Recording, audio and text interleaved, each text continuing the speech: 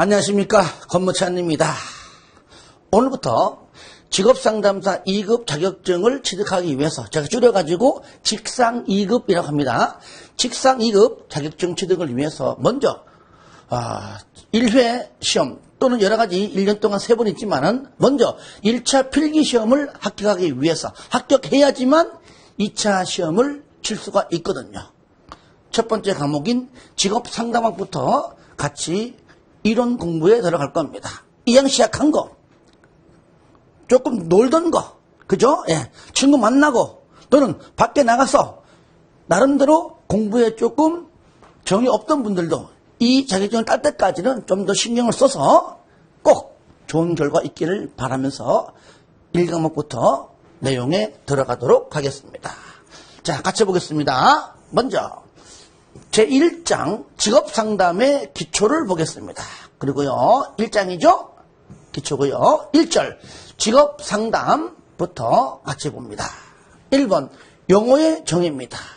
보시면 자, 첫 번째 진로가 나오고요. 두 번째 진로상담이 나오고 그 다음 중요한 것이 그 다음에 직업이 나오고 그 다음에 직업상담이 나온다는 것이죠. 그 외의 것은 기본적인 내용만 알면 되는 겁니다. 그러면 자, 잠깐 여기다 설명하고 들어갈게요. 진로와 직업을 알아야 진로상담과 직업상담을 우리가 이해할 수 있고 그와 좁은 의미인 산업상담까지 이해할 수 있는 것입니다. 그것만 정확히 알면은 이 부분에서 뭐 틀리지 않고 충분히 쉽게 맞출 수가 있습니다. 자, 우리가 자, 이렇게 제가 그려볼게요. 이렇게. 자, 어린아이부터 70세 이후, 그죠? 70세 이후, 그죠? 은퇴할 때까지. 자, 전 생애를 거쳐서 이루어지는 것이 진로의 진로. 뭐라고요? 진로. 어린아이를 한다면은요, 보통 우리가 뭐, 아이가 태어나자마자 그런 일은 없겠지만 어린아이면 적어도 어린이집을 가거나 유치원을 가거나 그 나이대를 말하는 겁니다.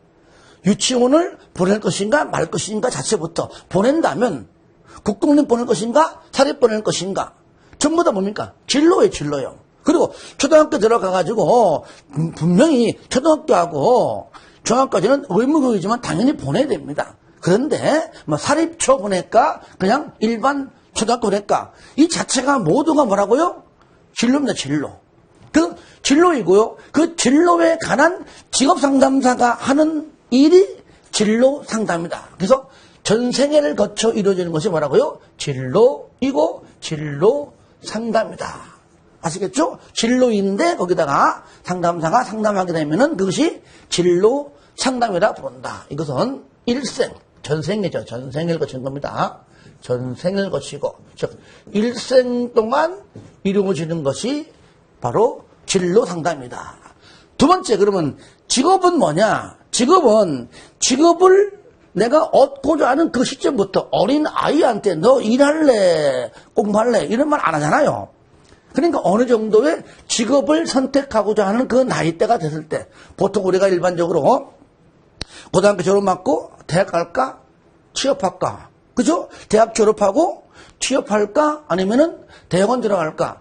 고민하잖아요. 하지만 우리가 법적으로 생산 가능 인구가 만 15세 이상입니다.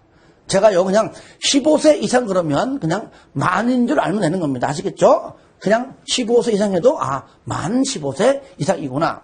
그때 시점부터가 생산 가능 인구 때문에 그때부터 직업에 관한 얘기가 나오죠. 하지만 미성년자인 경우에는요, 우리가 앞으로 제5과목인 노동관계법규, 즉 노동법 들어가면은 첫 번째 배우는 법률이 근로기준법입니다. 거기 가면 자세히 또 배우겠지만 15세 아직까지 중학교 졸업한 이후잖아요. 아직 미성년자입니다. 이런 경우는요, 고용노동부 장관이 발급한 취직인허증이 있어야지만 취업할 수가 있어요. 이해되시죠? 하여튼 간에 만 15세 이상, 그죠? 만 15세 이상부터 요때부터 직업에 관한 얘기가 나오죠. 요때부터 70세 이후 은퇴할 때까지가